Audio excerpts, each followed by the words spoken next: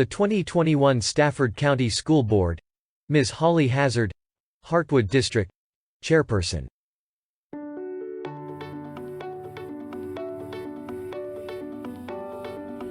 Ms. Susan Randall, George Washington District, Vice Chairperson. Ms. Patricia Healy, Rock Hill District. Dr. Sarah Chase, Falmouth District. Ms. Irene Hollerbach, Aquia District.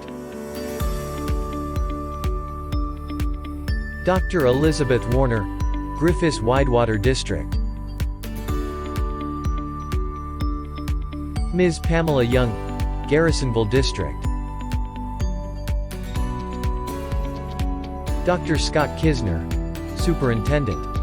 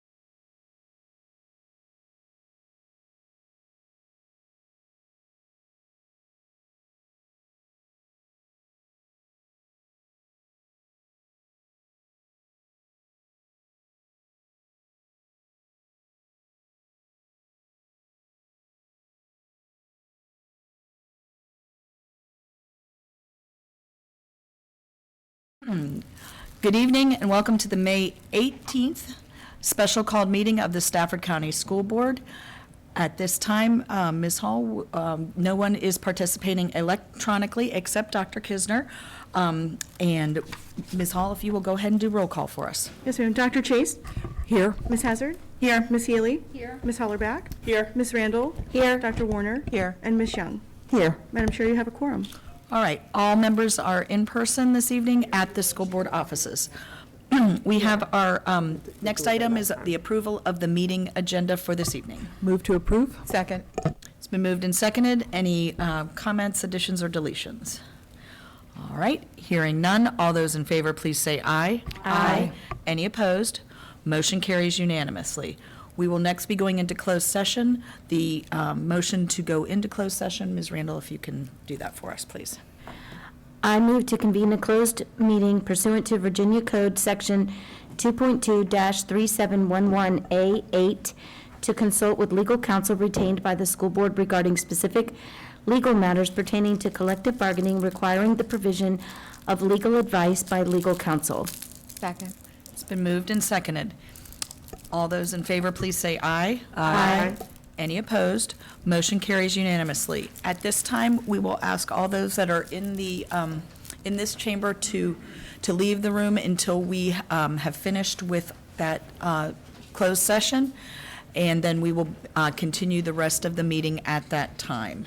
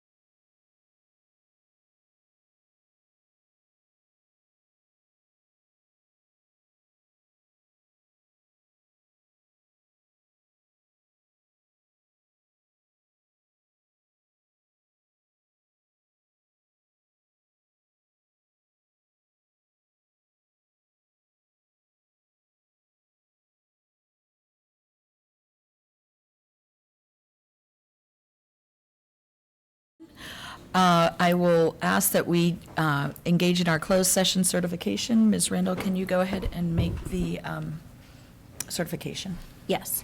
Whereas the Stafford County School Board has convened a closed meeting on this date pursuant to an affirmative recorded vote and in accordance with the provisions of the Virginia Freedom of Information Act, and whereas Section 2.2-3712 of the Code of Virginia requires certification by this school board that such closed meeting was conducted in conformity with Virginia law. Now therefore be it resolved that Stafford County School Board hereby certifies that to the best of each member's knowledge, only public business matters lawfully exempted from open meeting requirements by Virginia law were discussed in the closed meeting to which this certification applies, and only such public business matters as were identified in the motion convening the closed meeting were heard, discussed, or considered. Thank you, Ms. Hall. Will you poll the board, please? Yes, ma'am. Do we have a second? Oh, yes. Irene. Ms. Hollerback Hollerback, seconded before I, sorry. after I jumped on it. Dr. Chase? Agree. Ms. Hazard? Agree. Ms. Healy? Agreed. Ms. Hollerback? Agreed. Ms. Randall? Agreed. Dr. Warner? Agreed. And Ms. Young? Yes. Madam Chair, motion passes. All right, but any action from closed session? I believe there was none, but just looking at all board members, no action from closed session. All right, we will now move on to our staff reports this evening. Our first staff report is the amended plan for reopening Stafford County Public Schools for the 2021-22 academic school year. I believe, Dr. Jones, you're going to be taking the lead on this, And my team, I hope. and the rest of the team. Yeah. Good evening, Madam Chair, members of the board, Dr. Kisner, members of the public.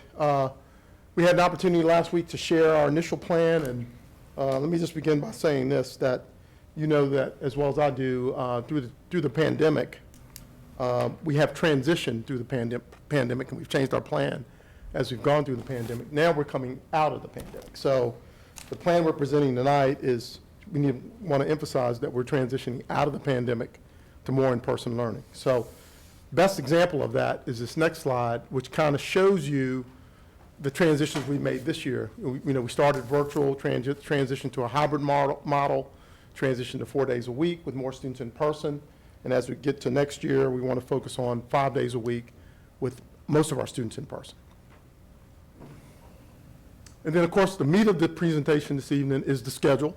So this shows you the changes. We know that it's efficient to have 2 elementary shifts, one beginning at 7:45 and one beginning at 8:15. That 45-minute or the 30-minute difference allows us to efficiently operate our transportation infrastructure. It allows us to get our students to school with minimal disruptions. It allows us to prevent having double bus runs. So it is very operationally efficient, and I would say to you as a board, certainly one thing you want to be able to brag about as a board is being operationally efficient and being fiscally responsible, and this plan does that. It also creates an opportunity in our middle schools and secondary schools to have more transportation available in the afternoon because of the efficient morning runs. So I'll pause there to see, well, I won't pause for questions, but you'll note that this is significantly different from the plan we presented last week. Would the board like to ask all questions at the end, or would you like to go at the end? All right, thank you. This is probably the most telling slide because this shows you, it gives you a snapshot of our literacy data pre-COVID. It shows you our mid-year data this year.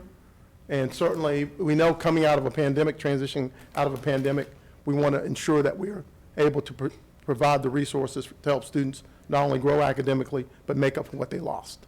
So going with the elementary school first, it ensures that most of our students are at school when they should be. It gives us an opportunity to plan for differentiated instruction. It gives us an opportunity to minimize instructional loss due to late arrivals, et cetera.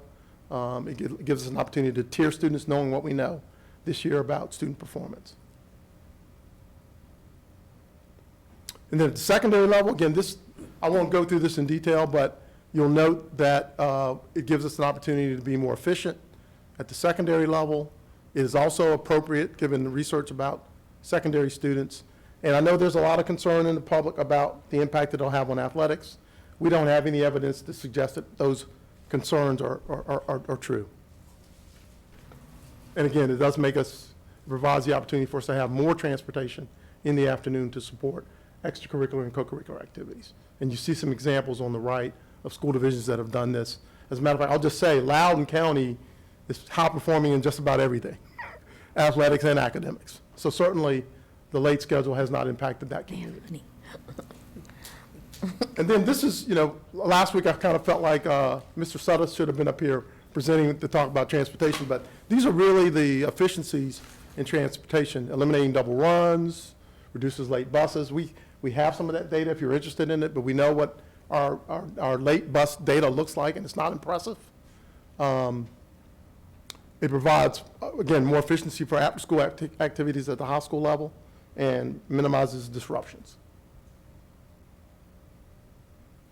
And then I have to close with this one. We do have a sense of urgency, quite candidly. I hadn't really thought about the number of days before teachers are going to report, but you'll see in that slide, we don't, I know you expect us as a staff to execute this plan with efficiency. We need time to do that. So we're literally running out of time when it comes to preparing for next year.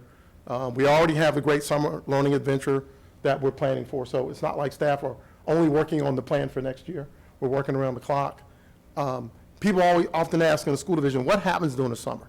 Well, we have to design a schedule for every single student. So 29,000 students have to have schedules by August, so that takes time. We have to plan for transportation. We have to do our bus routing. So we don't have a lot of time to execute our plan. It's really the point of this particular slide. And then lastly, our goal is always to focus on safety, meeting the needs of our students both academically, socially, and emotionally. So with that, I know I went through that relatively quickly, but with that, we're happy to respond to any questions you might have. All right. Dr. Chase, you want to start us off?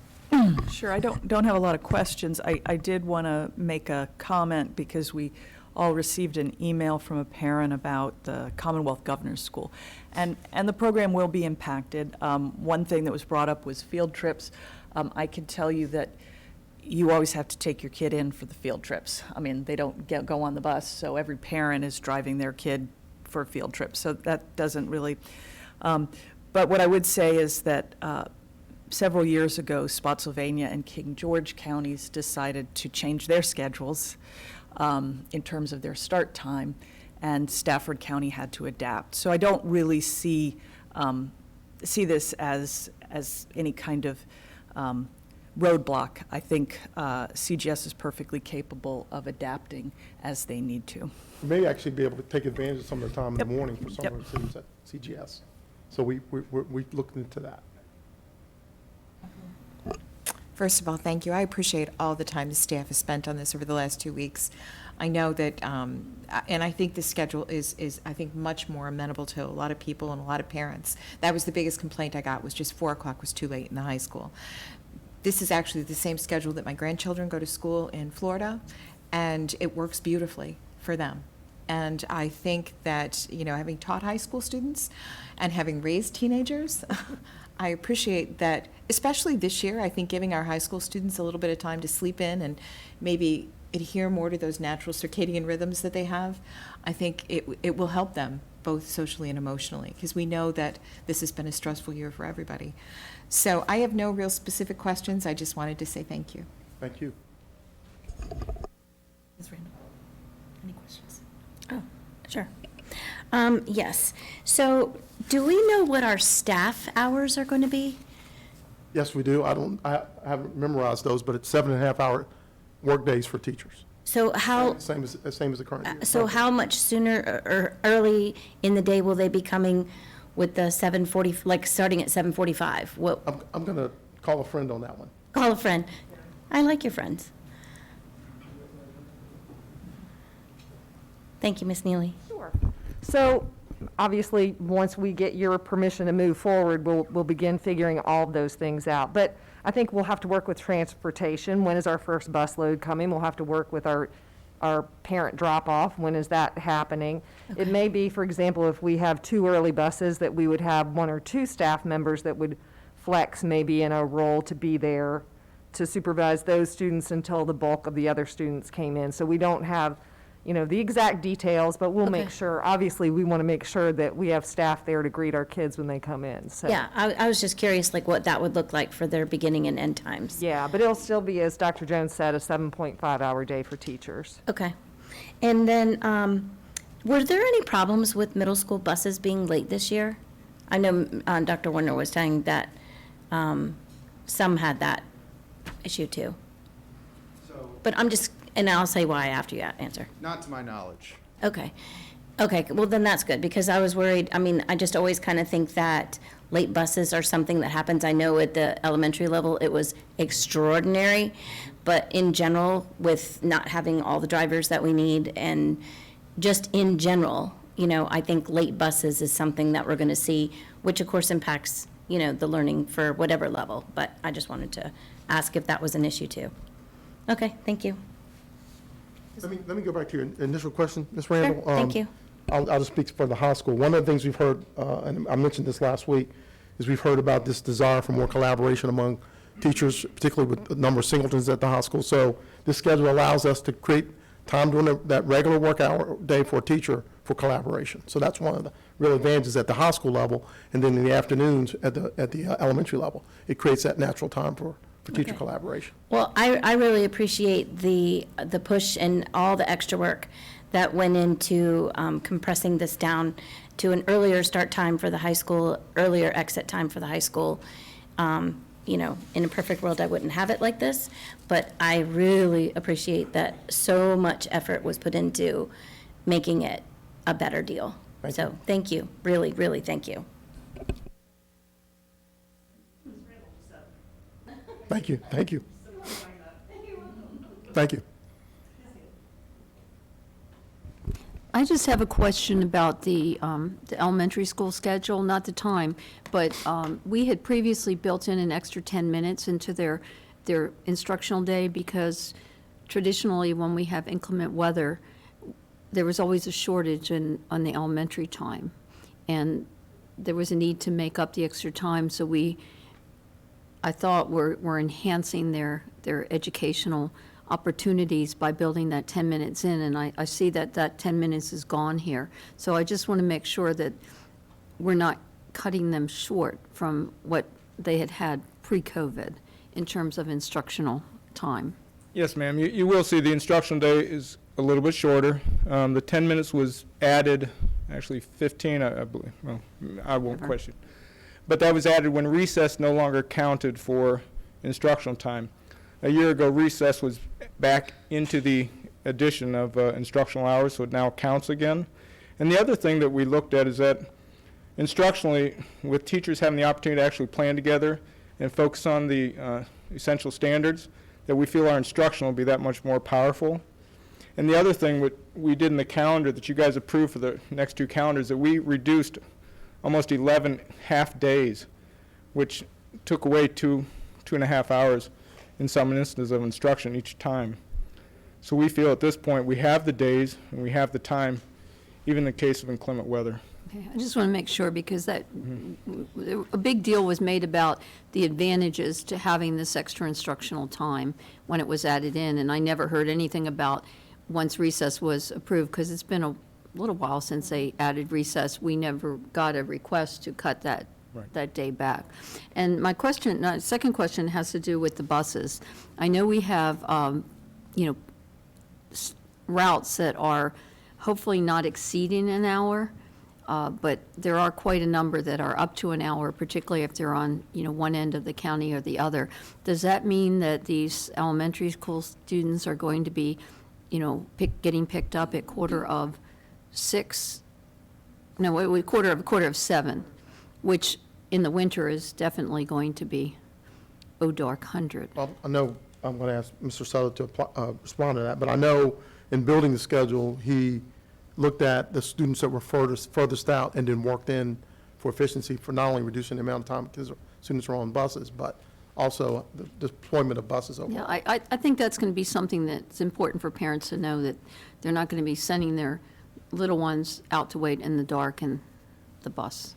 Right, and Stops. there will be some early stops. I can't tell you right now how early they will be, but for years, our Head Start students have been on the early schedule, and we've had them getting on the bus, excuse me, relatively early, 6:30 and that type of thing. So, Was that true even after we opened the North Star? Because I know Head Start had some 2-hour bus rides, back then, but once North Star has been open, we still have the Head Start getting in that early? well, the distance, from King George over to Melchers, when we were having to go out to King George and through that area, can't think of the name of the roads, but there were still some that were reaching an hour, if not exceeding a little bit. So will an effort be made to try not to have these students picked up in the dark? Absolutely, but we'll do the best we can. You mean they? They will do the best they can, yes. We'll still have your number, Mr. Sudduth. That's right. See, we can't commit a future board, but Mr. Sudduth can commit his successor, who he already said is wonderful, so I have a lot of confidence, Yes. so, thank you. While I have him up here, can I ask him a quick question? This doesn't have to do with anything that we're talking about here, but I'm very curious about, that we have a problem on Brook Road, and we've Yes. on at least one occasion, we've had fire and rescue come and take kids from our schools to take them home to get through the road that was flooded. Right.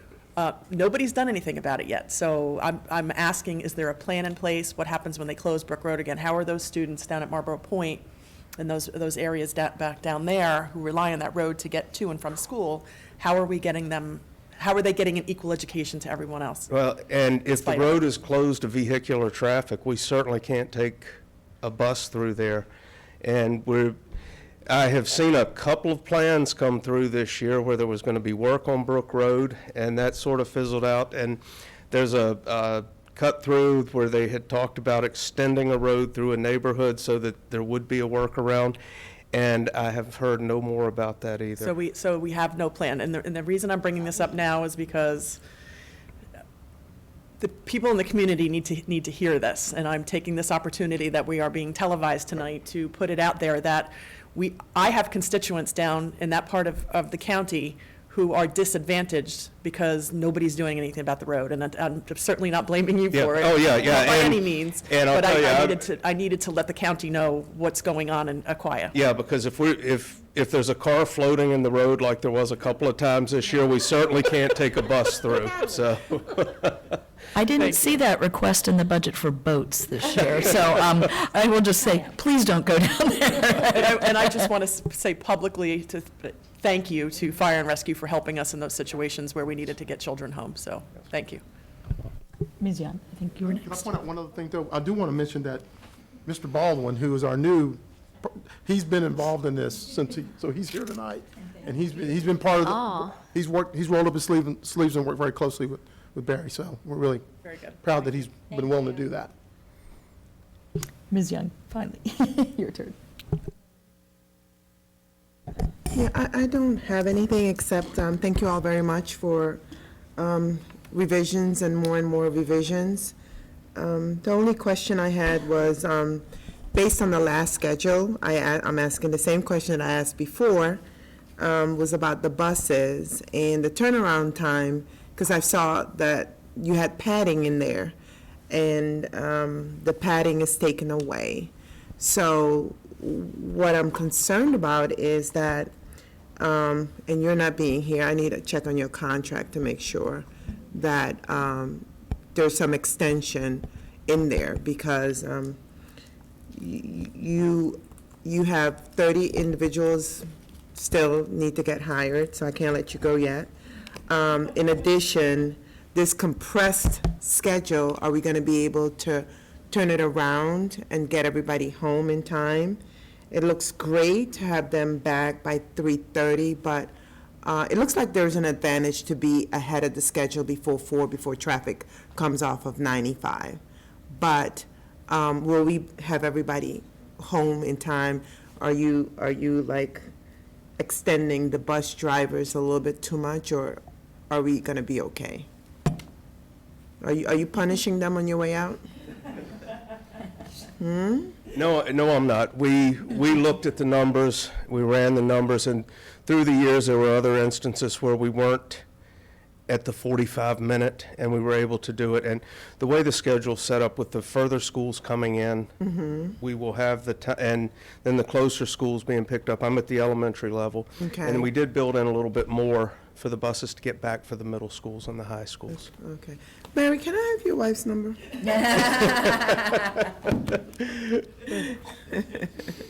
Thank you. Thank you You're very welcome. much. Thanks. All right. Well, Barry, don't go too far, because you know probably I'll ask something, so don't go too far. As Mr. Sudduth knows, over the years, double bus runs are a big issue for Hartwood area. I mean, if we're talking districts, because we have people who live far out.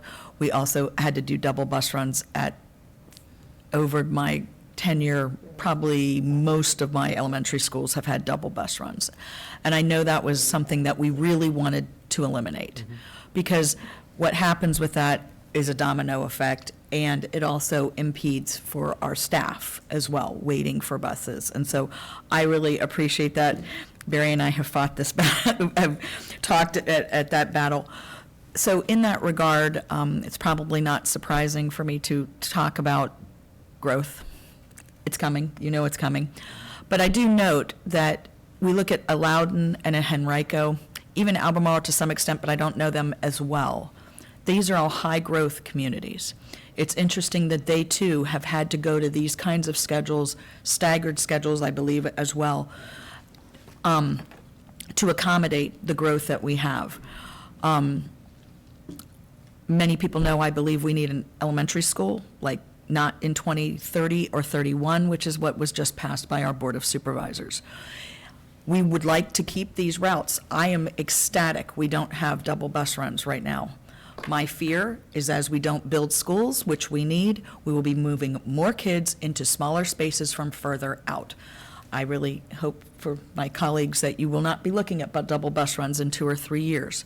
However, the high growth is going to be a problem long-term. I think we are trying to fix something, but it does look to me, Loudon is the highest growth in the Commonwealth, and we're number 2. Henrico also had a huge growth, as I recall, similar, and they're all having to look at these things. Loudon is building schools. Stafford County is not. So for those that want to make change and say we need these, we need to make sure that our infrastructure, school and roads, Mr. Sudduth, see, I was going to say roads too, keeps up with this so that our buses can accommodate and move efficiently through the system. Because you can't run more buses. We have to support things in the budget, things like that. So I'm just making that. I'm certainly hoping tonight that we don't get 1,000 more apartments. Or if we keep building communities, can we start building walking communities, that we have a school like where a long time ago, that you could walk to school with safe routes. We have to be in partnership with our funding body on how we're handling growth here. I know this is more of a speech, but I believe that the impact of growth is significant on our schools. I think for a long time we have tried to cover it up, and I think right now we are reaching that critical mass. I think you all have come up with something that is workable for our community right now. I understand for people that this is change and this is maybe not preferable, but we also, our goal is to make sure that we have our students in a classroom for as much time, especially in response to a year when we have had kids partly in class, partly online, and lots of things. We have a lot to catch up on this year. Our staff is ready to do it, but I don't want to see the time wasted sitting on buses, which are lovely, and I love my bus drivers, but they too want the kids in those classrooms. And so my plea to the community is we need to get some infrastructure going, because what we are fixing today in 3 years, Mr. Fulmer, am I correct? We are predicting almost 700, how many students? About 700 more students coming into our schools next year that we are beginning to plan for. If we keep having that kind of growth, which if anybody drives around this community, there's a lot of moving vans. That could be, 1,500. We have to start getting this infrastructure. That is the way we will eliminate and slow bus runs, is if we have schools close to where our students are. So I appreciate this. I think a lot of this is also from necessity, not just of COVID. I think it brought a lot of it out and it allowed us to look at this. However, I do think that growth is also pushing some of this, and we want our kids in the schools. Madam Chair, may I? Yes, Ms. Young. So, Madam Chair, I do agree with you about this growth that you mentioned and that 700. The majority of those students probably going to come off of 95, and they will press on to Winding Creek. Park Ridge is already filled, and you did mention that we need an elementary school. We definitely know that we need an elementary school in Embry Mill right now because they're continuing to grow. And with the amount of kids that are coming in, and if we have these apartments, everybody wants to come to a rich county that is well-established, we need to make sure that we have the schools. And we're not talking to you, we're talking to the county, Stafford County, that they make sure that there is smart growth and that there is an infrastructure for the buses to ride on. So I agree with you. So appreciate all the hard work. What is the next step in this plan, Dr. Jones? Well, Sorry. I'm going to go to that last sorry. slide. This slide here. Okay. I Oh, must there have there you gotten- see the next steps, information sessions for families, virtual registration. You're Of course, right, we're I in the didn't middle get of the to the great next one. summer learning adventure. We have to design master schedules. That's always been our standard response when people ask, what do you do? So we have to build schedules for 29,000 students. That takes a lot of time. We still have recruiting to do, not only for teachers, but also for support staff. We have to figure out our transportation modalities. We're going to need families to make decisions about that. We obviously have a lot of PD to do this summer, bus routing. We're continuing to analyze our data. That's what we've done all year long. And we have to build a system for differentiation, intervention, remediation, and extension for students after the pandemic. And don't forget that summer remediation program you guys are running. Right. Yeah. Right, great summer learning adventure. So, And then when you talk about the information session for families, I know certainly our focus is always on the educational needs, but there are other activities that students are involved in. I would assume that this is, of course, being talked about with the coaches, the sponsors, all of that, that students who are involved in those activities, I've had some from marching band and other places, that there's going to be reach out to those activities of how schedules may change or how a delivery model may change. Would parents bring those to the informational session with their individual school, or will that be done, and I'm sure that's still up to debate, for something to think about with their individual club activity or team? I'm just throwing that out, making sure that there's an avenue for those questions. Typically, families engage through the school, so we've created the mechanism for families to engage at the school level. So, Mr. Nichols, you'll, I'm sure, talk with them, but, sometimes people know their coach better or somebody, so just so that we make sure we are communicating with coaches, sponsors, band director, all of those, where we're going. Okay. Because I know I'm getting those questions and I don't know the answer to those. So, okay.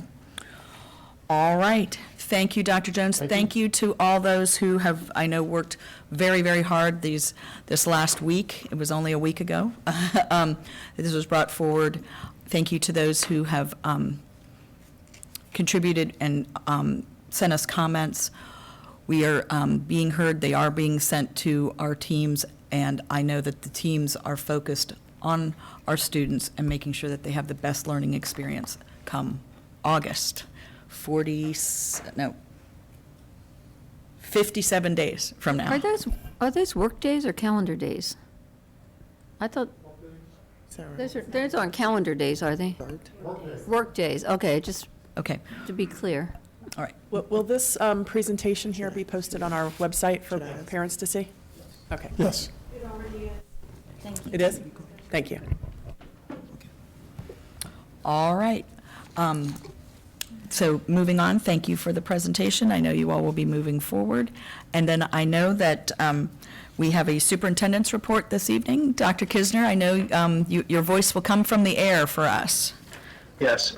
First, I do want to thank Dr. Jones and Mr. Sutter, and what the school board and community just witnessed is the best leadership team in Virginia, if not the country. So I want to personally thank them for the hard work, them looking at the comments that people made and make the adjustments without losing focus on instruction. So thank you.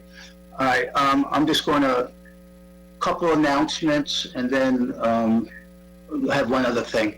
First of all, for graduation, you know that the governor has an executive order that will come out on May 28th or go into effect May 28th.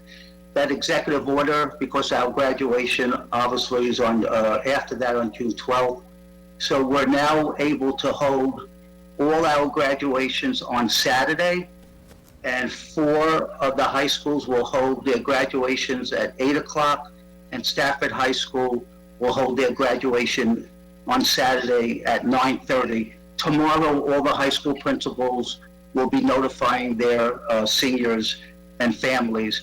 But I think this is a very positive news that we'll be able to do one graduation due to the changes from the governor's executive orders. So I do want to thank the community. We went from 6 graduations to 2 graduations to now 1 graduation. So we've been saying all year, this is a very fluid process, and it obviously remains that way.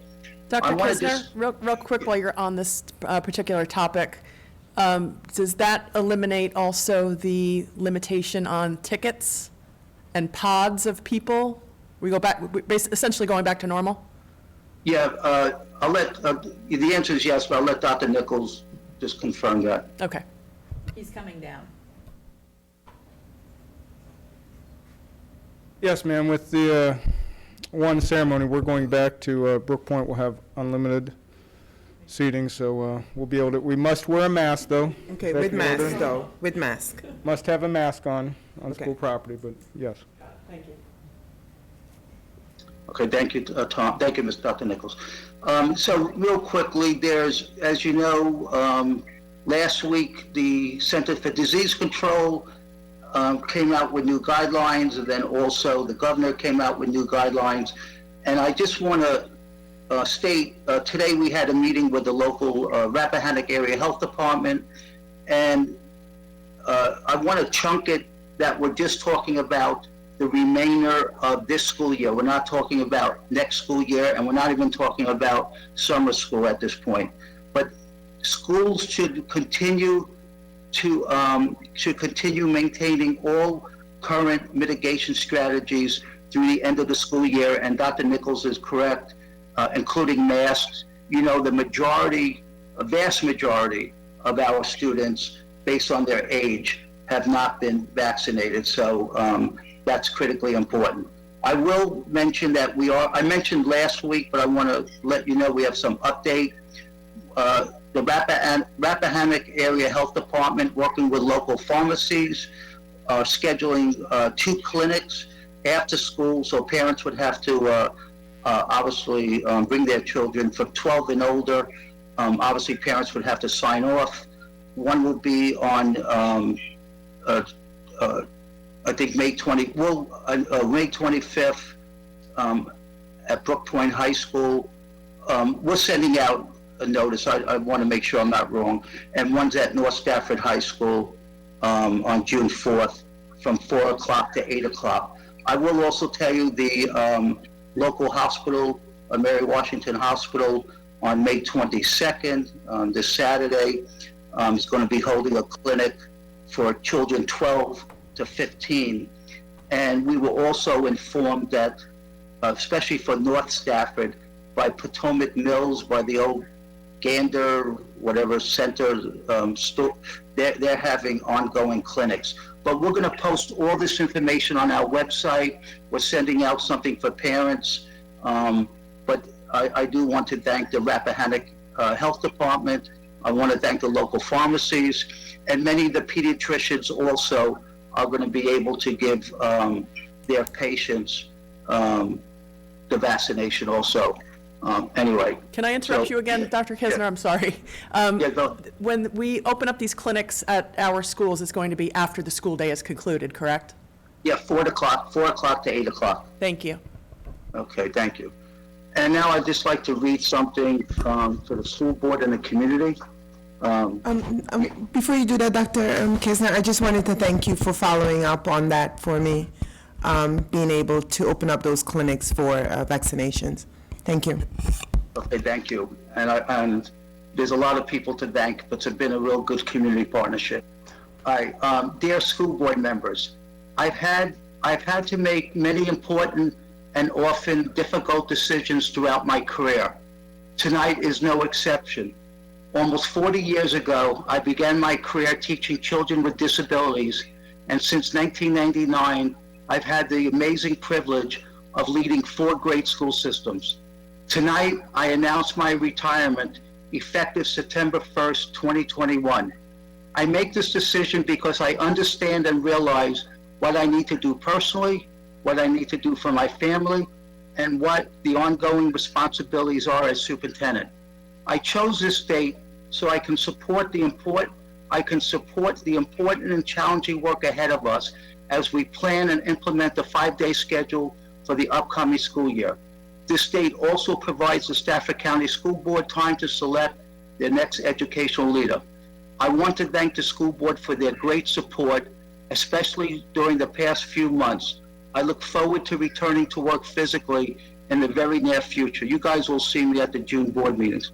Throughout my career, I've been emotionally touched by so many amazing and resilient children. Their names, faces, and stories have never and will never leave me. I thank them for letting me be part of their lives.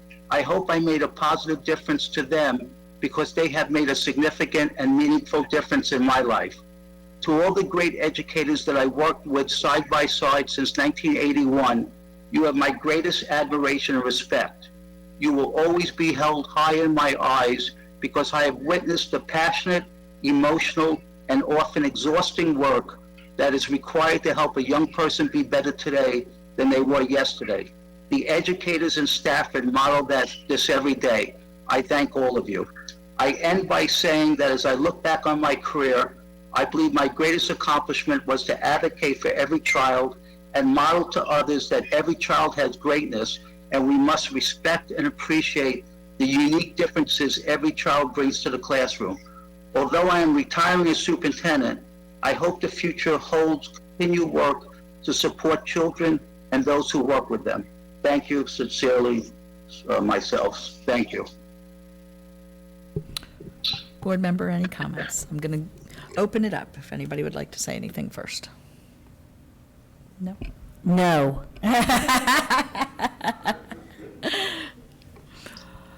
Well, Dr. Kisner, I know that we will accept certainly this letter from you, having spoken with you over the last, several months. We certainly will wish you well. We know that you're going to remain our partner up until September 1st and hopefully on into the future. You will have big shoes to fill, and this board will take that responsibility, which we do, to find the next educational leader to build upon the work that has been done in the past years. We look at this always as a partnership, and so we will be looking for our next partner. This will be some work that the board will need to be engaged in the coming weeks. I have not scheduled tonight, I know, for something for us this evening, but we will be meeting to discuss that process and moving forward. Ms. Young. Thank you very much, Dr. Kisner, for coaching and leading this exceptional team that is sitting in front of us. I know a lot of them personally, and I know they work very, very hard. I know I'm not going to be able to convince you this time to stay like I did before, and I won't, because that will be selfish of me. So I thank you for everything, for the friendships, and for your hard work. Thank you. Thank you. All right, well, with that news, I will actually adjourn this formal meeting, this meeting of the special called meeting for this evening. I will give everybody a 5-minute quick break to grab something, then we'll come back for our work session item. We are adjourned from our special called meeting.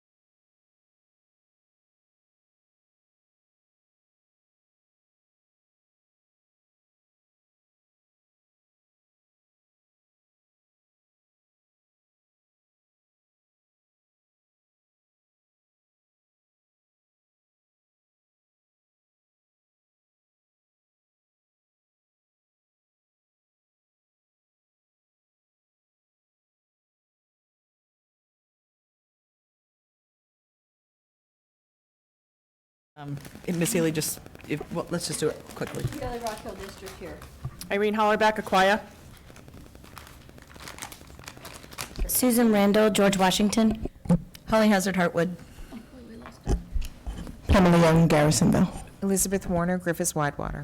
Sarah Chase, Falmouth. All right, we are all here in attendance in our board chambers.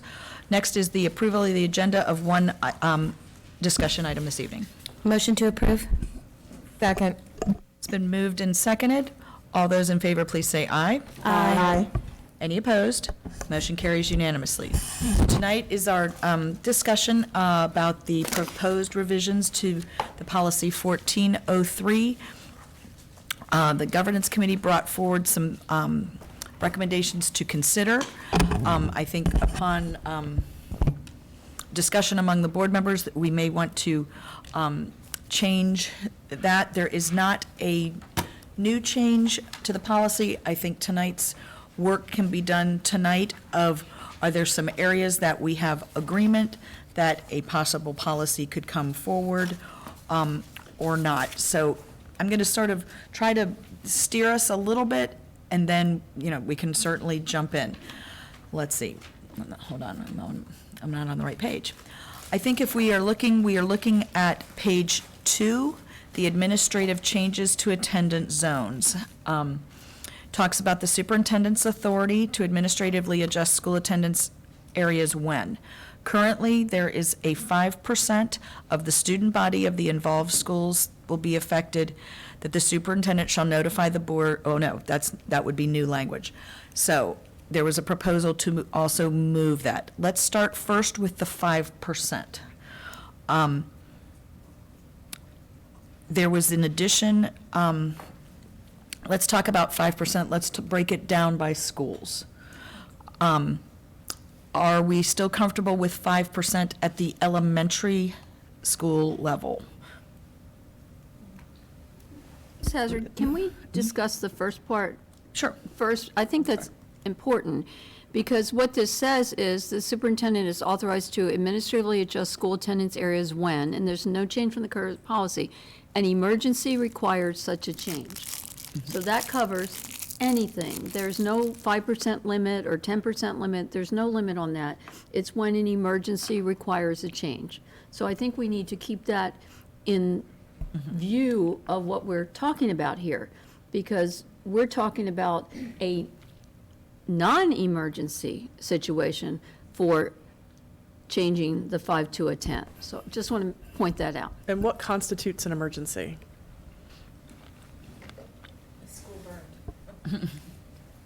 Yeah, I'm sure that's not a bad. Well, I mean, emergency hasn't been defined, but it could be that beginning the school year comes and there is a growth spurt in a certain school that requires students to be moved somewhere else where there is more capacity. So I think emergency is open to reasonable interpretation. So that's why I'm just wondering why the governance committee, was proposing this 5 to 10% change when there was already a mechanism in place if it were an emergency. And perhaps for those of us who, or me, speaking for myself, perhaps others who are not on the governance committee, I'd like to know what the impetus for that was, where it came about, because when this first came to us, I was like, whoa, where'd that come from?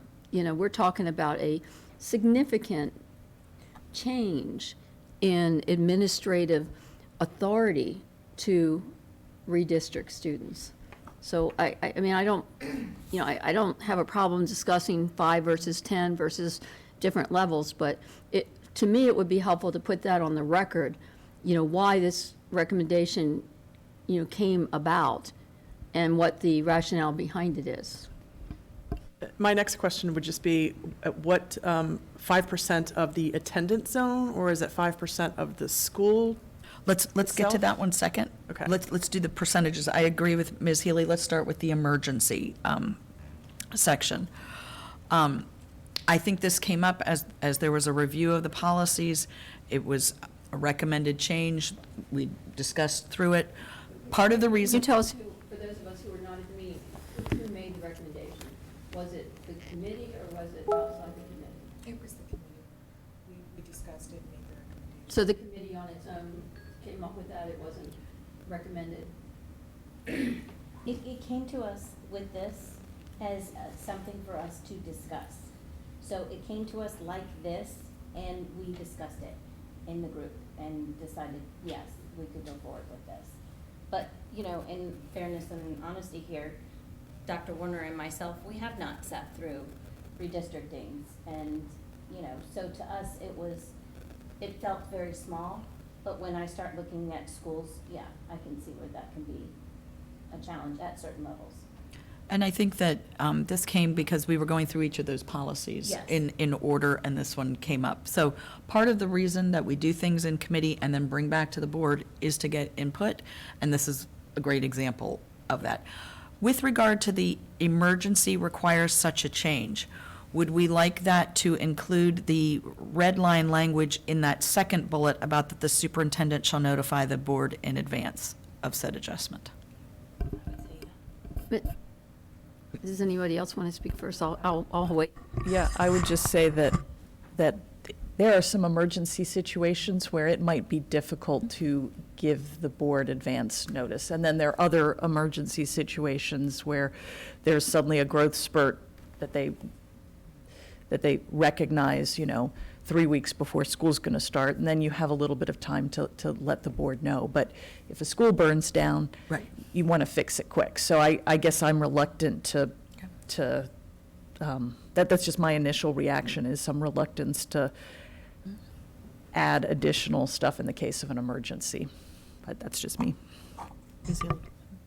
Well, I agree with Dr. Chase on that one. I mean, to me, notifying the board in advance of an adjustment is so what?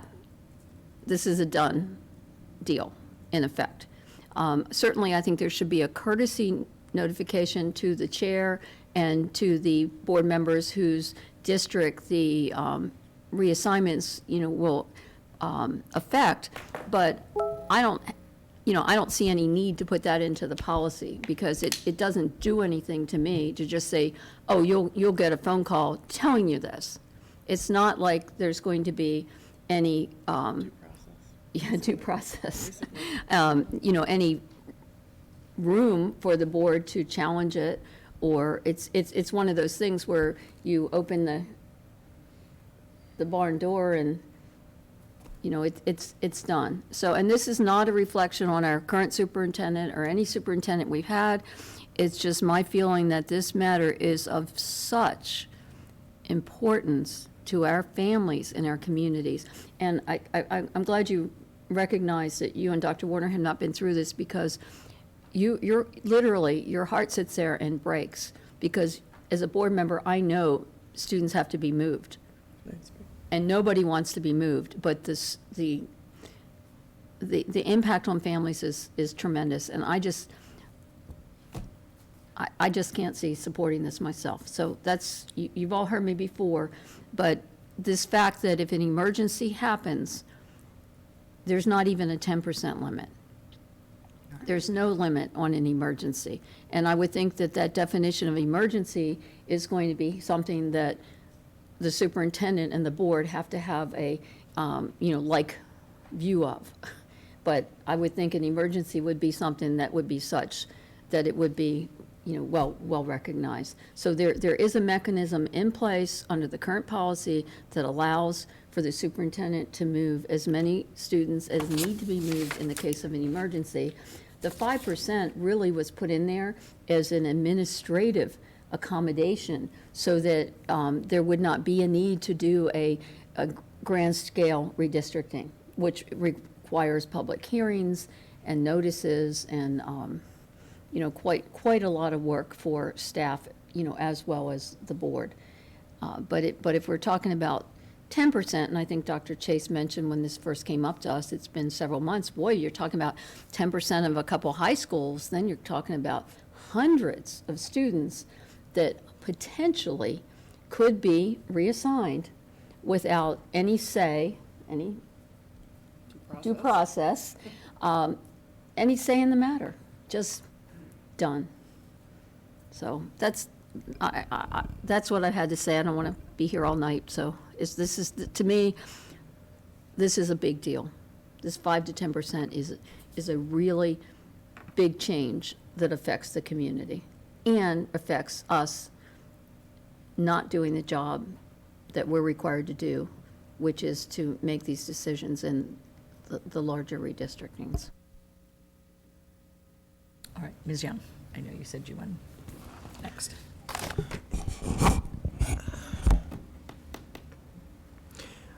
We continue to say that it's not a reflection on the current superintendent. Yet we continue to lose a superintendent almost every 2-3 years. I do not believe any superintendent that we're going to pay the amount of money we pay a superintendent that would not do due diligence before making such a decision. Is it affecting the community, or is it about keeping certain communities in place? That is the question that I have in my mind. That's all I'm going to say.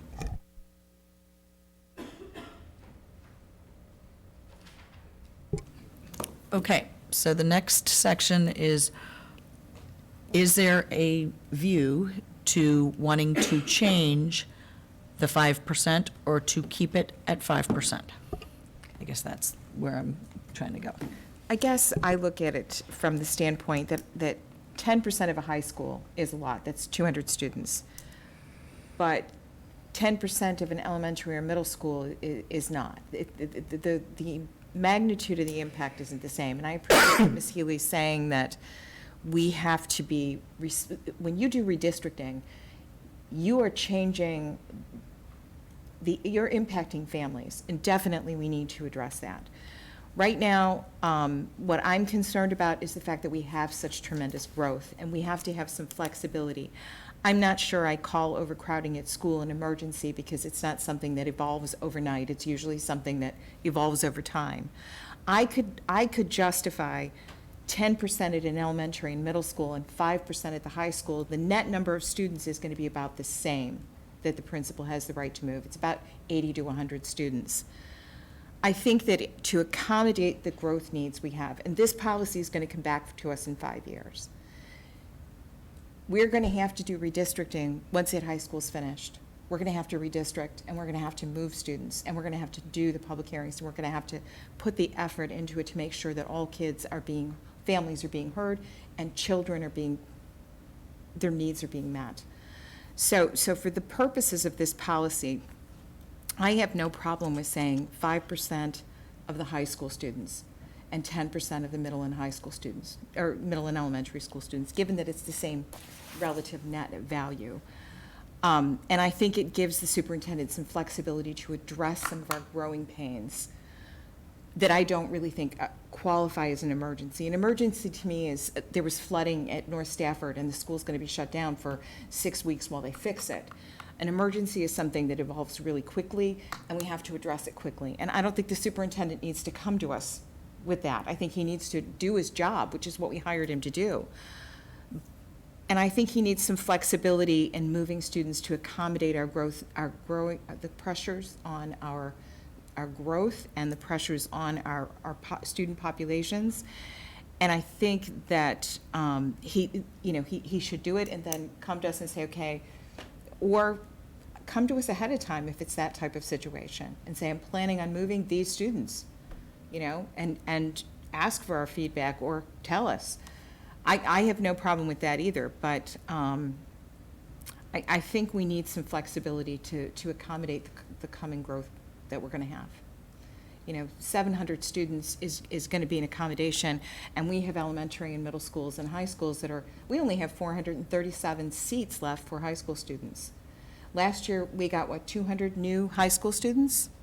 We could burn through those seats pretty quickly, and I think the superintendent needs a little bit of flexibility in moving students so that we make sure that everybody's getting their needs met. So I support that change. I don't know how anybody else feels. I'm sorry. I just want to say something for your school. Let me give you an example of what just happened last year. There was a redistricting I was not part of, but there were 40 parents very upset that there were 40 students, 40 parents.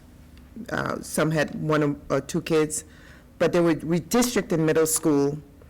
Perhaps you had a public meeting, nevertheless, they did move. But they came to me as a group, and I talked to Dr. Kisner.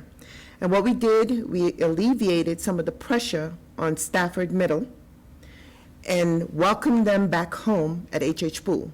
Very, very happy parents. Again, yes, he could have moved 10%, but he moved the amount that he needed to move because they wanted to move, they needed to move, that's where they were before. And I'm sure there are many different groups of parents feeling the same way right now in middle school, that they were moved, public hearing or not, that would want to move back. And if pressure comes, he should have the opportunity to do that, any superintendent that's there. Like I said before, I think they're wise. I think they're not going to take advantage of the 10%, like we said. I'm not even sure. I didn't bring up the 10%, but it upsets me to think that we cannot trust individuals that we hire to do their job. All right, Ms. Hollerbeck. I could probably entertain keeping the high school at 5% and the other two at 10%. I would even go a little bit further to maybe say, I know we're trying to get all of this stuff done before the new school year, and given the shortage of some schools having seats, to perhaps, in lieu of a waiver, make the policy change with it expiring at the end of this calendar year, so that the new board, there's going to be a new superintendent and 3 new board members on this dais, right? And I think this is a really important thing for the people who are going to be responsible, right, for them to make the decision. So that's kind of where I'm at. I'm trying to look at a hybrid solution here, and I think that's probably the best way to go about it. It's up to you guys. Ms. Randall. I also have been thinking about the 5 and the 10 and the net value. I think Dr. Warner has a really helpful point there. The one question I have, though, is that is the clarification of the student body of the involved school. But in looking at the staffing. Excuse me, Ms. Rindle, that's schools plural. So you would have to add all the schools that are involved. I think Dr. Chase made that observation. So one of the things that, thank you. One of the things that I and see is, like, next year with the projections that they gave us, there are 5 schools that need some help. And so at what point is it the privilege of the superintendent, and this is, again, not been through redistricting, at what point is it the privilege of the superintendent versus taking a look at this and saying, oh, no, this is a redistricting that needs to happen? That's my question.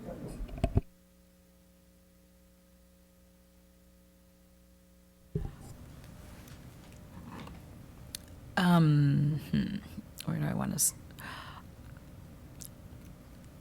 There's a balancing here based on sort of, I know, my usual comments of, I do think we have to make sure that our community knows that we are running out of room. For me, if there was to be entertained a 10%, I will not support it at the high school level. I think moving a high schooler even at 5% is painful. I have to say. That's one of the worst things I've ever had to do sitting on this board, is move high school students. I think the board that passed it then passed the right one, and how it has played out over 4 years, it did balance out, because Colonial Forge now isn't the highest. Mountain View is, but there was a lot gained by having the stakeholders sit and look at the maps and say, you can't move this subdivision. Because everybody said, well, just move Stafford Lakes. I'm just going to relive it for everybody. And so we put everybody in your groups and say, if you had to fix this, play with the pieces. I'm a hands-on, and people sat there and they're like, well, oh. I mean, I thought it was helpful for the people, and I have had 2 or 3 people come up in another setting that I was speaking at, say, that was helpful to me because it showed me where the growth was or how the hands are tied with bus routes or whatever. So I do think there's a lot to be gained by parental input on a large scale basis.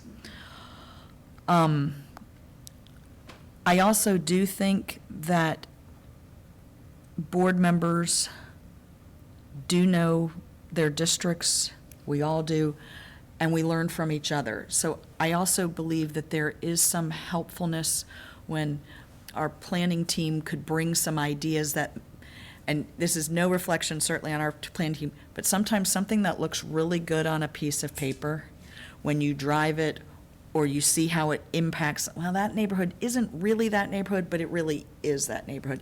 There is that good input from, I think, board members because we live it. Again, it's a partnership team. I wonder if we were to move or to consider a 10%, that there should be some kind of, that we would allow a recommended decision from the superintendent, but have at least one public night on the dais. I don't know if I could, I'm just trying to come up with something, because even with what we just went through with changes in times, we got a lot of community input, which I think probably made what was a better plan. And at 10%, I think we're getting close to that. So I'm throwing that out as an idea. Because if we're saying we're moving 10% every year or at several schools, we've got a problem. I don't know, just an idea. Yeah, I mean, and perhaps this needs to be put in writing in some way, but any superintendent who, as Ms. Young points out, totally disregards input from their board may be short-lived as a superintendent. So I think anybody qualified for the job would know better, but I do want to throw something out, which is we do as a board sometimes tend to think that the people who are loudest are representative of everybody. And we have a lot of people in our community who aren't heard. And they get moved because they don't say anything, and then they just have to suffer through it. And so there is a piece of this of perhaps giving more weight to people who are loud than to people who don't have time or the ability or the know-how to be loud. And then it feels sometimes like it all becomes very, very political. And so this seems to me as a way to sort of take some of the politics out of this process. And yeah, when we have a really large redistricting, yeah, we do need to hear from lots of people. But that's just so you know, I understand what Ms. Hazard's saying about have a night or a meeting for public comment, but I worry that it's going to just be the same people, and you know, in redistricting, sometimes what happens is you have a plan, you have the comment on that plan, you then adjust it, then there are other people who would like to come comment, and they don't have the opportunity to comment. So there's just that little hesitancy about that.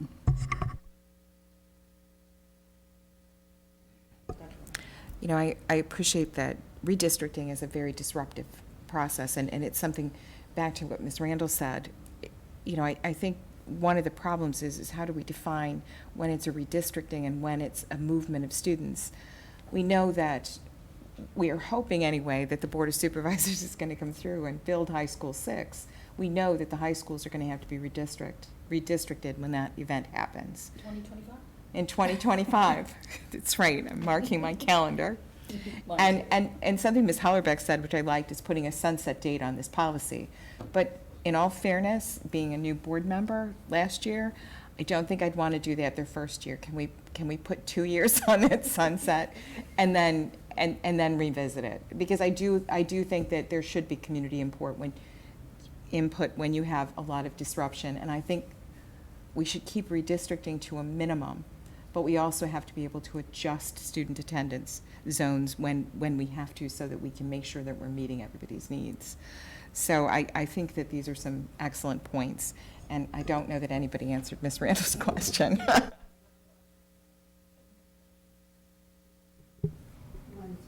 Go ahead. I just wanted to note for Dr. Warner, redistricting when you have a brand-new school is a lot more palatable.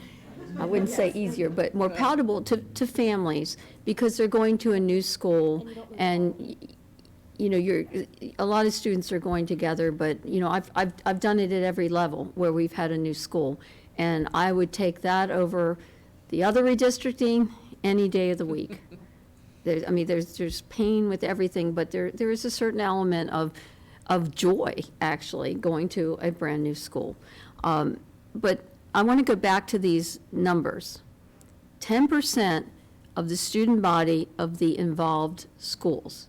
So you could easily have over 200 students if this were involving 3 elementary schools. So there is no minimum, there's no, you know, the maximum is 10% of the involved schools. So I don't buy, well, high schools are bigger, therefore 10% is okay, as opposed to elementary and middle, which are smaller, because you can add them up.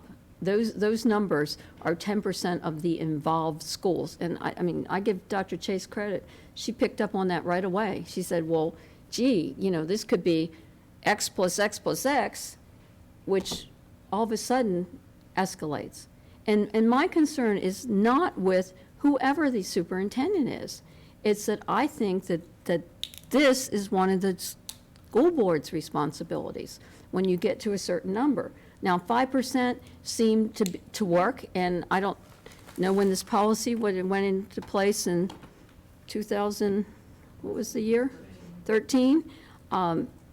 It's worked since then, and you know, all of a sudden we get a recommendation to change it, and you know, let's just double this, when I haven't heard we have a situation that this needs to be changed. There's nothing that would preclude a superintendent from coming to this board saying, we've got a problem, and I'm going to ask you for a waiver from this policy to take some action because we don't have time to go through the redistricting process. Now, of course, my first question would be, well, when did it come to your attention? And why didn't we have time? But ultimately, in that situation, I think the board would have to address it. But it's still in the board's hands. Once we do this, it doesn't matter, you know, when we get notified or how we get notified, it is out of this board's hands. And we are delegating that responsibility and authority to a superintendent. So there's just no way I can support this when we're talking about literally potentially hundreds of students at any given level that could be moved without any input from their families, from the communities, and I agree with Dr. Chase. There is definitely a silent group, but I think we've done a fair job of taking that into consideration. There's a lot of pain involved in a redistricting. It's like, why am I asking for this? But because I think it's important, because I think they're entitled to it. And I don't want to just be moving hundreds of students, particularly since it's more likely that this would come quickly, and it would be a surprise, and the parents would have nothing to say. It's just done. I mean, the 5% has worked. I mean, that went, when was that, Ms. Hazard? Dr. Benson did it, didn't he? Yeah, I think it was just done with Hartwood and Falmouth, wasn't it? Or no, Rocky Run and Falmouth? Yeah, the 5%, it was needed, and it was done. And if that had been 10%, It could be, potentially be an emergency. If we didn't have that emergency thing in there, I'd be suggesting we put it in there. But I'm sorry, I know we all want to go home, but I just want to make it clear that we're not talking about 200 versus 1,100 students versus 900 students, or 2,000, 1,100, 900. It's that times however many schools are involved. And I could see very easily, 3 elementary schools all being involved, in a redistricting if they're close by.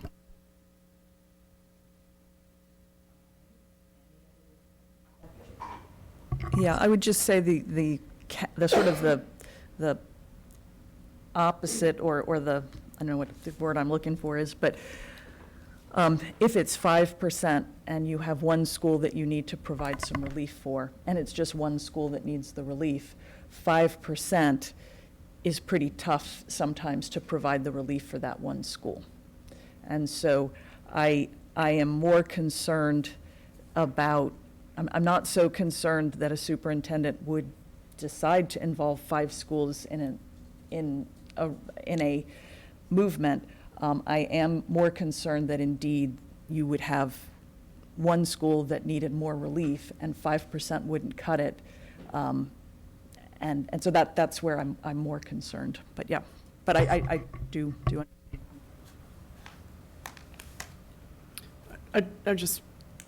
I'm still stuck on, something that Mrs. Healy said earlier about us abdicating our responsibility.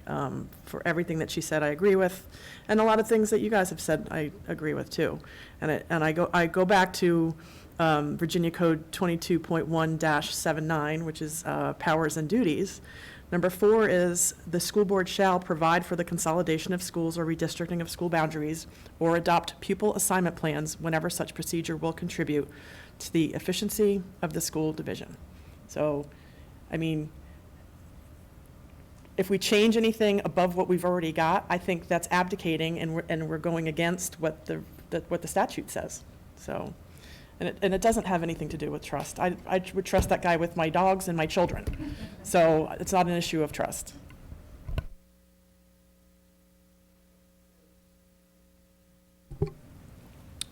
I do become concerned hearing too, though, that potentially people are lobbying for potential people to be moved. That makes me 10%, that could be a lot bigger.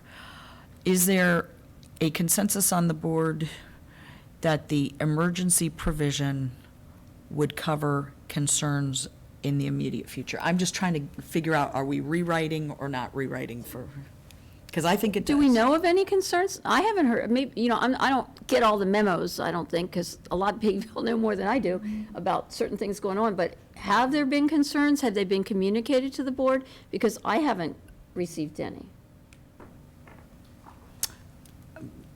You may know more. I mean, when I ask about certain, and I don't know if we want to ask, are there schools that are in trouble for next year?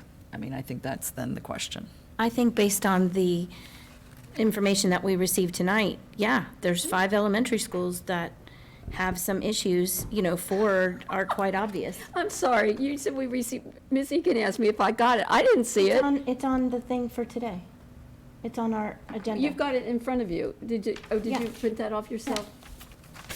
I have this. I didn't see it. It's on there. Did you bring that with you? Yes, this is from when I had to, Oh, here it is. yeah. Oh, Was that the secondary thing that was added?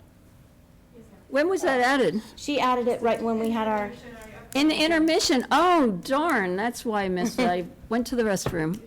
yeah, so 5 elementary schools makes Thank me you. wonder, what's our plan for next year? I mean, are we moving kids? I mean, I've heard the T word mentioned. I mean, I just want to know is this a redistricting or is this move people? I don't know. It's 5. Well, seems like, Ferry Farm looks like they're gonna have room. Garrisonville has room. It looks like Park Ridge is gonna be full, Rock Hill, Moncure, Not Rock Hill, Rocky Run. Rocky Run, I mean, sorry, Rocky Run, but We're red. Garrisonville has room. And then, with 700 kids coming, approximately, what areas are they from, Chris? Which schools are? The 700, yeah, which schools Which would areas they, are growing the fastest? would they be assigned to? Lionel can probably speak to that better, but it's going to be throughout the county. It's not an individual Do school. you have any specific where the largest amount of elementary kids would go? We talked about Drew. Just to answer, Just Drew. just to answer, Ms. Randall's question, like, Okay. where's the growth? So the growth, looking at the projections, the schools that are above 100% capacity are where we're anticipating growth.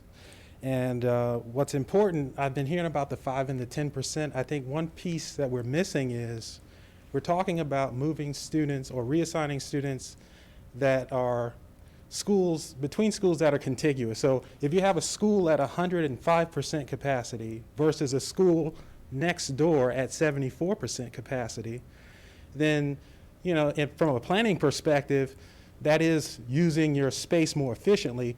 One school has plenty of seats open, whereas another school is crowded. So that's sort of 101 of boundary change. Look at nearby schools that are adjacent. Is there seats available? So we're not just talking about just randomly shifting kids over the county. We're looking at adjacent schools that have seats available. And I don't mean 5 seats available. I'm talking about seats available. We would never move students to a school that would be crowded. So we're only trying to, this is for relief, capacity, and balance enrollment. So think about those terms, sort of balancing enrollment.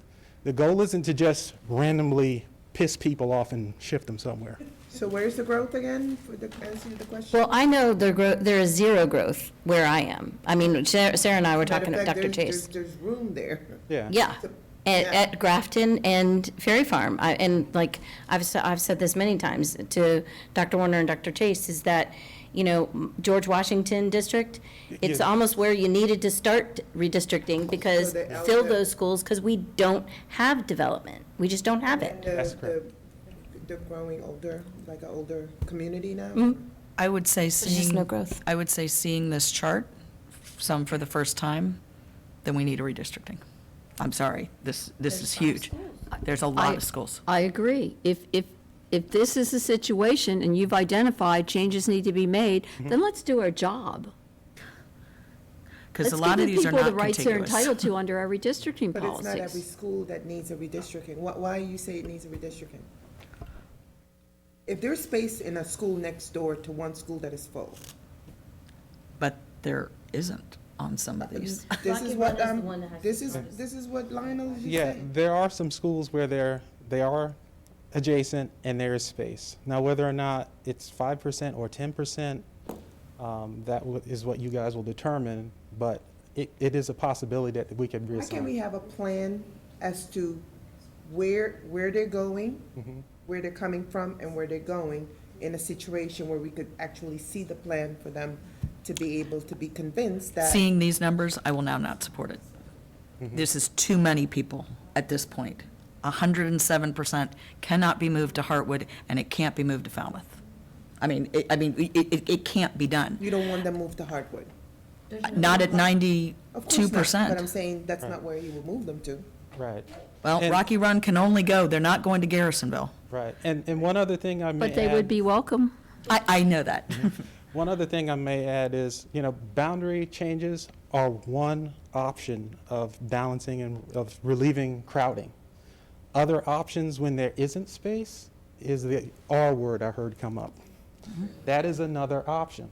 I don't even like the T word. That sounds just too bad. So there are other options that we can look at. I think then this is a broader discussion. The emergency provision, I do think covers some of this. But for 5 schools, when there's a problem at one school, because growth ended up going there, when we moved the Rocky Run kids and the 80 kids, I can understand why we would do that. But when I'm looking at a domino here, that's when the school board, to me, has to be involved, because you're going to be moving kids, and most people know I don't like the domino approach. You move kids out to move kids in. I won't be here, so you won't have to worry with that, but that is very hard for me. If there is, let's get off the elementary for the moment. I know that I'm looking at Drew. Let's move there first. Drew at the 102%, there do seem to be contiguous, or schools that could be helpful to Drew. I could be supportive, as was said earlier, of moving a certain number of kids out of one school into another. But a multiple one at elementary, I cannot support. Right. So when you say, If that makes any sense. I understand what you're saying, and I just want to be clear. When we say multiple, when I looked at it, I'm looking at one school that's adjacent to another school that has space. So one's crowded, the next has space. Make that move. Is there another school here that is crowded next to another school that has space? If that's the case, consider that move. So I'm not just talking about doing like domino boundary changes, no. But I have a board of supervisors who doesn't think we need an elementary school till 2030 or 31. I believe that our numbers and this show us completely differently. School capacity utilization chart, this is from last year. I know you're working on a new one for us. I know that you're working on a new one, but this is just showing the elementary schools out to 2029, 2030, and about half of them are red. Right. And like, we're not gonna get a school tomorrow. And, but the thing is that we're going to be moving, what we were talking about the other day is how many of these elementary kids that we are considering boundary change move were just moved with the elementary school, like I don't want to move a family again back and forth or wherever to another. So that's another concern, as I'm looking at this and we're saying, well, we could just do, but some of these families again, they might be a quiet neighborhood, but they may have just moved and now we're going to move them again. And by looking at your predictions here, this could keep going until 2030 when we get a new elementary school every year. Right. I mean, the options are, just being realistic, when we see crowded schools, at some point, the school next door doesn't have space, or it doesn't make sense to make a move. Then you have to look at relocatable classrooms and school additions and new schools. We've already done things like convert computer labs into classroom space. So we've already gone through some of this process, and now we're just sort of ratcheting up to other options. Which is, move programs, which some people hate. Or boundary changes, it sounds really tough. I consider some of these tweaks. We're not talking major shifts.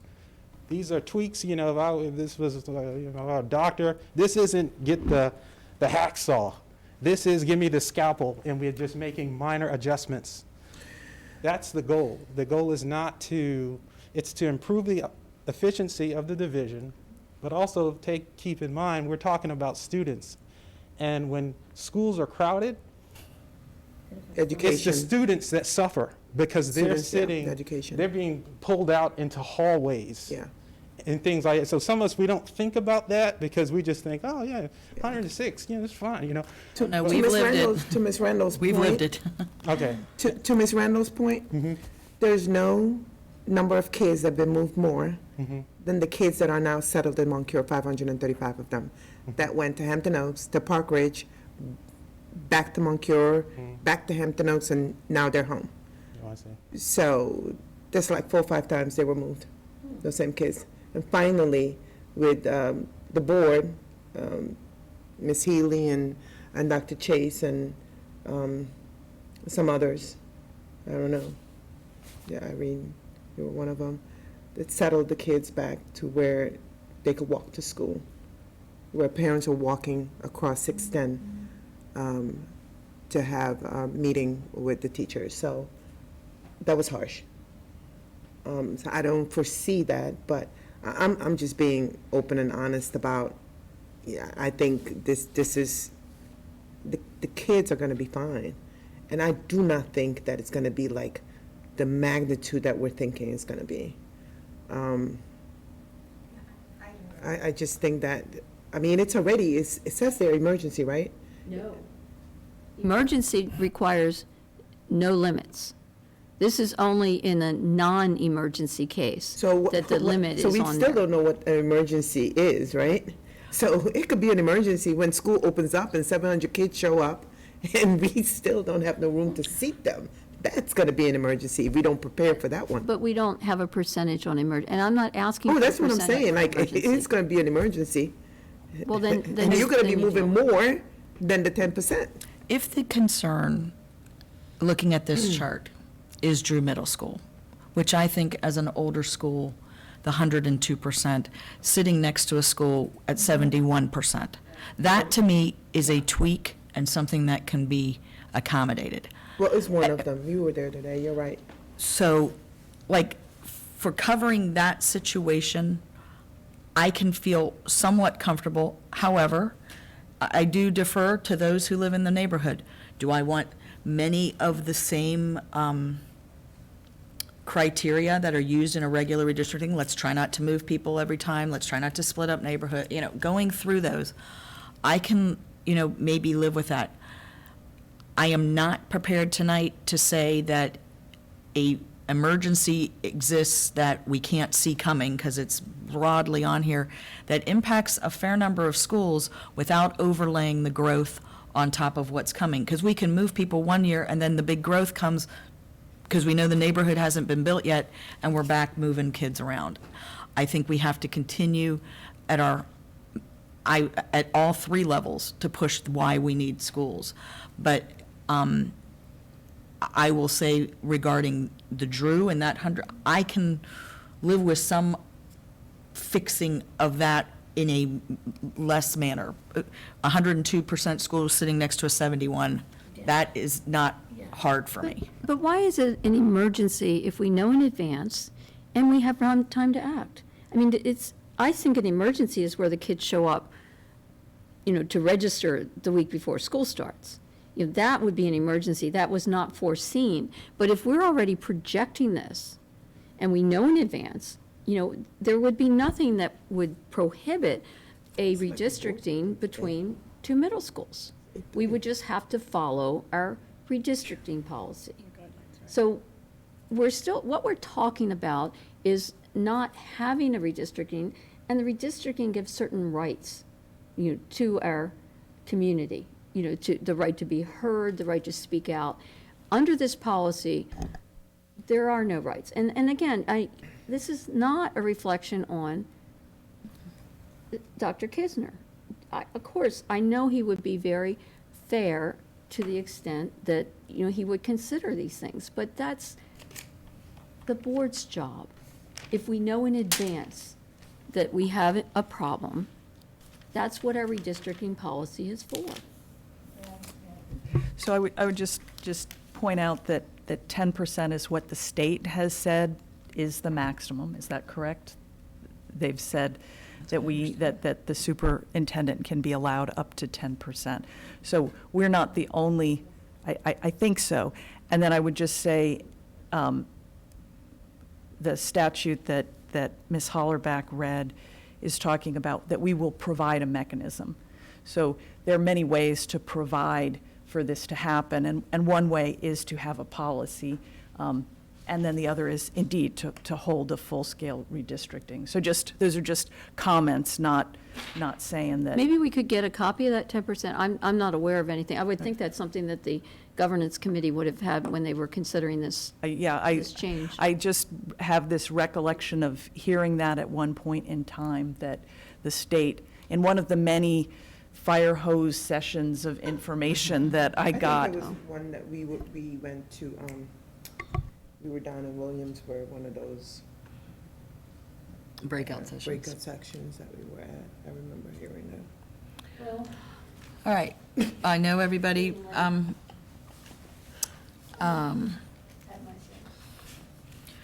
so are there adjustments that, that are desired to be made, recommendations that we want to bring forward, changes to the policy? I think it's my preference based on all of these numbers that I'm looking at here for maybe the governance committee to take it back and take everything that we've all said into consideration. Look at this 10% number that the state allows the superintendent and, you know, maybe bring it back with some of the suggestions that Dr. Warner and I have. About that. And just Final recommendation. hit it again, I vote guess. And then is there a, actually, I guess there should be some, it appears we really would like now maybe to have a work session on the growth itself as opposed to just the policy. I mean. I think we need to have the this. have the redistricting conversation. I'm thinking this would be a very interesting chart to Maybe that needs to be in the share. 3-on-3 on the agenda. I think so too. Yeah, and because Lionel's gonna have this new EAP plan, this is last year's, and it won't be much different, but he'll have this so that it can be used at the 3-on-3. Again, Is showing that projection of what our elementary schools and our middle schools and our high schools are looking all the way out to 2030. Mr. is White, quite Dr. relevant. Kisner, I don't know if he's still on. Mr. White, do you think you will have that ready by June the 3rd? I don't know if we could slip that on the Hopefully that's going to agenda. come to the board, because that's always a great document.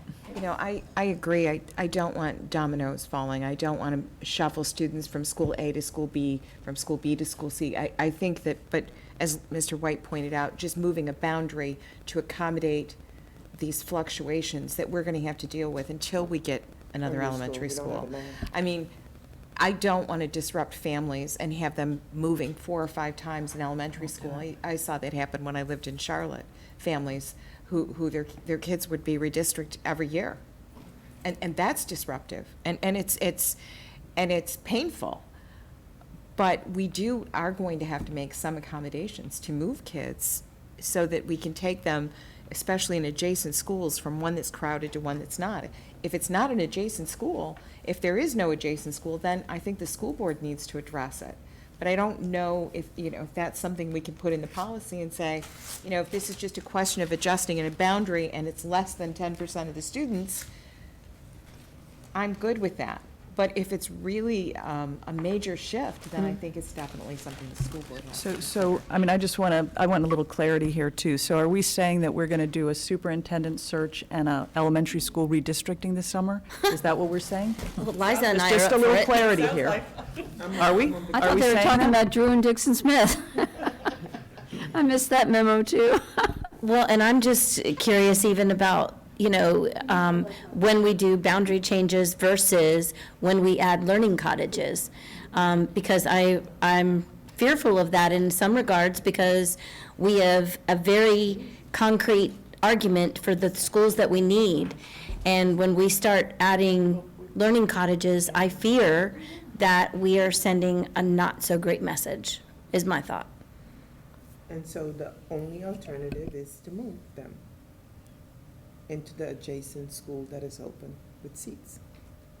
I'm curious I just looked at the chart here, and I'm going over the geography in my head, and I'm looking at the location of these schools, and with all due respect, I've been doing this for a while, and the position of these schools that have availability are nowhere near where the relief needs to be For elementary. given where the schools really need it is my point. So I'm a little bit perplexed about where we're going to move. Like, where's Rocky Run going to go? That's the one I can't figure Rocky Run is tough. out. That one's really That's tough because the schools around it, there are not a lot of seats available. Right. In the future, a school like that may need relocatables. Right. And there's we also lots have of to growth. we also have to take into consideration, if we have like Park Ridge that might need some relief, well, you might want to think about moving them to Stafford L. Well, guess what? Stafford L is going to be full because the Board of Supervisors just approved the We need a new school. 400 North Stafford. apartments. So you have to look at it strategically. You can't just say, oh, we're just going to move these kids here, because there's all these other factors that we look at when we do a redistricting, and that's what our job is. And if poor Mr. Suddeth is watching this, I see he's gone, he's probably saying, oh my gosh, what is that going to do to my transportation plan that we've been spending all this time working out? That's Just true. another factor to consider.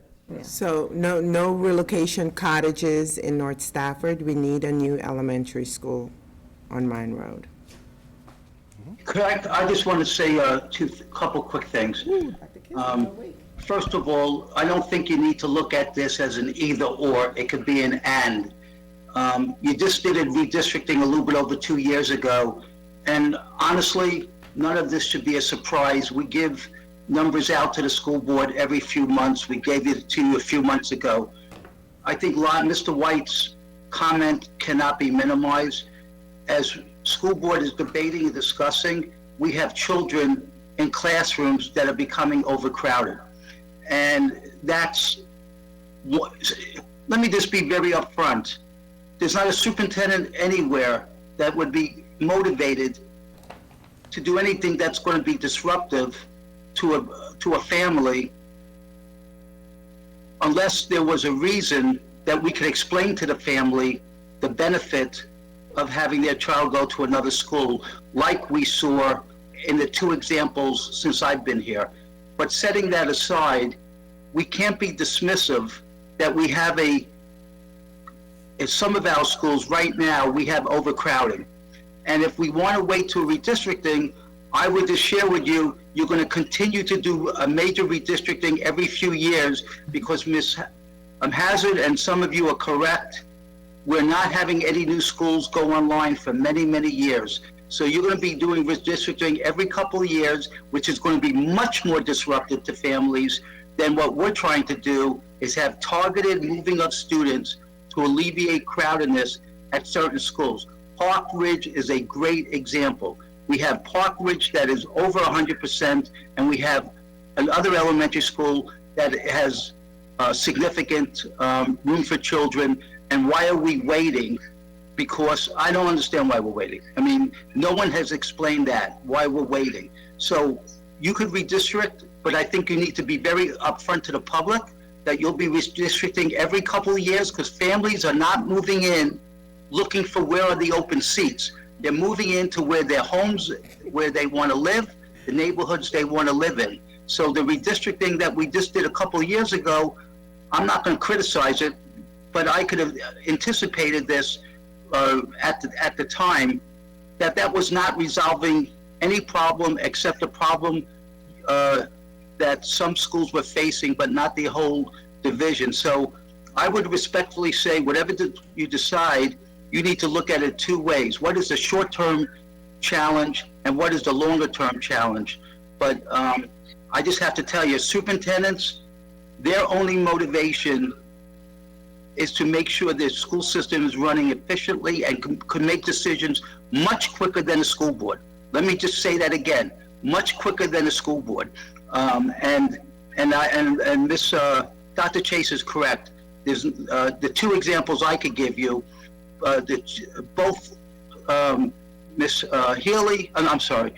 Miss Hazard and Dr. Chase were fully informed when we had to move children from Falmouth back to Rocky Run. And as Ms. Young already mentioned, not only did we bring the parents in to pool, we gave them a complete understanding of what we were trying to do. We had the principals speak, and we gave the option for parents, if they did not want to move, not to move. So I just tell you that we handled this with great sensitivity, but we also, in leadership, understand that we can't be in denial that we have problems right now, and we don't run from it. I'm not saying you're running from it, but we're running towards it to try to address it. So more we discuss it and more we wait, is less time we could help those families. And I think most parents, if they had an option of having their child in a classroom with less children, versus staying in a classroom which is overcrowded, I suspect that many would be very appreciative of having the opportunity to go to another school. Anyway, thank you. I will just end this discussion with my first training I went to as a school board member. I went to, and we did these little round tables, and at the end, I said something like, oh, we have to do redistricting this year, and the guy sitting across from me from Loudoun County, who'd been on the board, I think, 10 years, he looked at me, goes, you have one every year? He goes, every year since I was elected, I have redistricted every year since I've been on the board. But that's what high growth results in. When you don't have enough schools, that's what Right. happens. It's what happens. It's not happening And you know all what? the time. And now they are. Now they are. But his was not until they started going. So, all right, so we will be, So as the person who brought this to the last meeting, I'm not really interested in kicking it down the road. I mean, I'm okay with we bring it to the board and the board can vote and it goes up or it goes down. I don't have a problem with that. I just don't understand why everything has to be pushed off for later. So I would like to bring this back for a vote, and I would like it to be, 10% for elementary and middle, and an understanding that the superintendent shall notify the board in advance. We can rework that language a little bit to say, we'll have a discussion with the board members whose districts are affected. I second that motion, since I'm your second. all right, any additional changes or with the language, get to Missy and we will see it at the next board meeting. So, all right. If nothing else, we are adjourned. Thank you, Ms.